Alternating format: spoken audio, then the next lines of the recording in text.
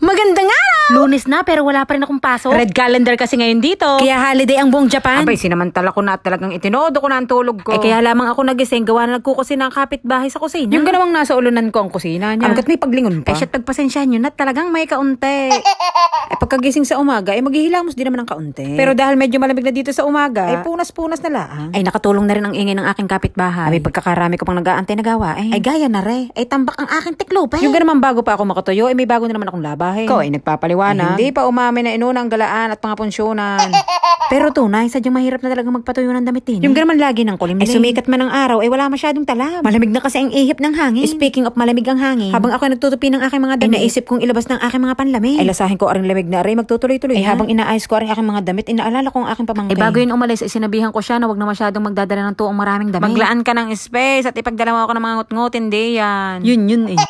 Pero tunay, ang mga panlamig kasi malakas makakain ng space sa maleta. Sabi ko, meron naman ako din at ipapadala ko sa iyo. Aray, hindi to ang makakapal at sakto lang sa lugar mo. Hindi kasi sa lugar ko kapag kasagsagan ng winter. Hindi ko ito madalas magamit gawa ng kulang sa kapal. Ako na may makakabili pa. Ang pamangkin ko bagong mag-uumpisa at wala pang sahod. Sabi ko, pansamantagal aray tiyagain mo muna. Saka ka na lang bumili ng mga tuong ibig mo pagka ikay nasahod na. Sa ngayon, tiyagain mo muna rin mga luma. Alam ko namang ikay bibili pa rin ng bago. Danas ko iyan. Lalo na kapag nasahod na. At nagkaayang mag-explore Ganun kami noon Naalala ko nga bigla. Yung gamba bago pala ang nasahod-sahod. Nagkaayang gumala at pupunta daw kami ng Tokyo Tower. Hindi ako matali sa akin susuotin. Naando na yung inang. Ano kaya ang ipapartner ko din pag aring ipinartner ko din taliwas ang kulay. Inang, ang sapatos ko medyo luma na Dapat bago nasa ibang bansa na Dapat maganda sa picture.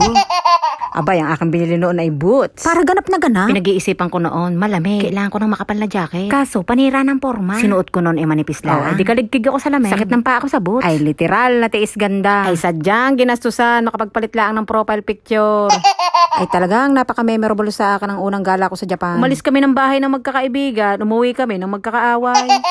Yung ganamang babago pala ang kami noon at mamaas-maas pa sa daan. Di ginabi kami noon ng husto. Litong-lito na sa daan. Yung nag-iisang nakakaalam ng daan. Umuna. Gawa ng masakit na daw ang tiyan. Sa dami yata ng nakain.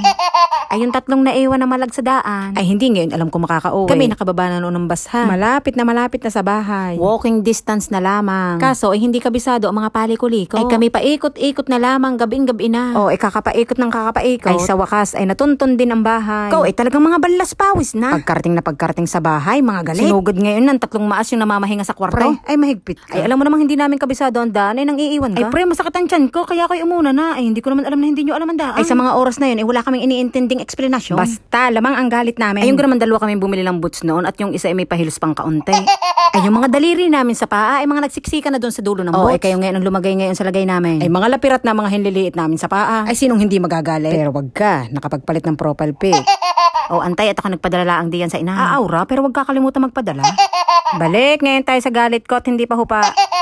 Paano huhupa? Kami nawarningan sa trabaho. Yung ganamang patang-pata mga katauan. Mga late na mga natulog. Kulang na nga sa oras para makapagpahinga. Nanugod pa ng kwarto ng kasamahan, may labas lang ang sama ng loob. Kinabukasan, late ngayon sa trabaho yung 3 maas. Pero yung isang magaling sa daan, on time. Sulak na naman ang aming mga gigil. Pakiramdam namin noon, mali talaga ang taong ito. Ugali ng taong ito hindi man lang kami ginising. Diga, ugali din ng 3 maas. Nagpakamoyra na. Paubaya, ginawa ng ina yung isa, tagagising. Paano ang gigisingin? Magkakaaway kami ng mga oras na iyon. Walang gustong magpakumbaba. Piling namin itama kami. Hanggat hindi galing ang hinliliit, hindi huhupa ang galit. Sabi ka naman sa trabaho, strike 1 daw kami. Isang late pa daw, ura-urada ay uwi ng Pilipinas. Sulak na naman. Nanggigigil talaga ako dito sa isang ito. Yung ganamang 4 kaming gumala, tapos siya laging safe. Nang iiwan sa ere. Yan ang mga saloobin naming 3 maas. Pagkababalikan mo, matatawa ka na lang. Anong ugali iyon? Pakaramdam ko lagi ako'y tama. Nakakatawa na lang ang talagang balikan. Akala mo naman laging tama ang kanyang pinaglalaban. Yung mga moment na ayaw mong patalo kahit wala ka naman sa katwiran. Awa ko na lang talaga dun sa isa. Nakatagpo ng 3 tutok-tok. Nung gumaling na naman ang aming mga handiliit, bati-bati na ulit. For the meantime.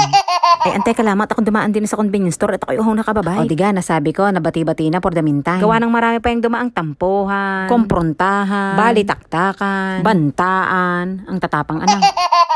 Dadaan talaga at dadaan sa gayon. Ika nga, para kayo nasa bahay ni kuya. Magkakaiba kayo ng ugali pagkasamahin kayo sa isang bahay. Malayo na tayo. Papunta na tayo kay Piang. Bagong salta, panigurado, mga bata-bata pa yan. Hindi lahat matured ang pag-uunawa. Lalo na yung isang may pagbili pa ng boots. Kahit wala sa katwiran, talagang lalaban. Parang Texas na panabong. Ay, ako na may aminado noon. Umami na nga. Pero sa ngayon, kapag binabalikan ko yung mga ganong alaala, ay ako'y napapatawa na laang. Pero base sa obserbasyon ko, malaking faktor noon kung bakit kami nagkakagulo. Dala ng pagod. Yung bang gusto mo na lang magpahinga, kaya konting kibot, mabilis makapagpainit ng ulo. Yung may naiwan lang hugasin sa lababo, super sayan ka. Yung gusto mo na maglaba, pero nakalimot magsampay yung isa. Yung sampayan yun ng nalabhan ay nasa kusina. Tapos magluluto yung isa. Isda pa. O diga. Kung kikitiran mo talaga ang pangunawa mo, talagang magkakagulo kayo. Best friend kayong papunta ng Japan, mortal enemy kayo pag uwi. Ayan naman, isa sarili ko lang experience. Pero habang tumatagal, nakikilala namin ang isa't isa. Alam na namin iwasan ang ikagagalit ng isa. Matututo kang makibagay at makisama. Hindi yung laging ikaw yung pakikisamahan. Minsan kasi sa pangingibang bansa, hindi hirap sa trabaho ang magpapasuko sa'yo, kundi stress sa kasamahan mo. Ay san ka, nairaos ko yung 5 years na iyon. Ay solid pa rin naman ang mga tropang hopya. Pero ang mga tampuhan namin ay talagang sandamakma. Pero pag-uusapan namin ngayon, po, mga nagtatawanan na lang kami. mga kababawan pala mga pinaglalaban namin noon. Ay basta, magpapadala ako ng mga jacket ko sa aking pamangkin at makalamigin. Habang bata pa, sa damuhan maghabulan, magtampisaw sa ulan. Diyan na kayo.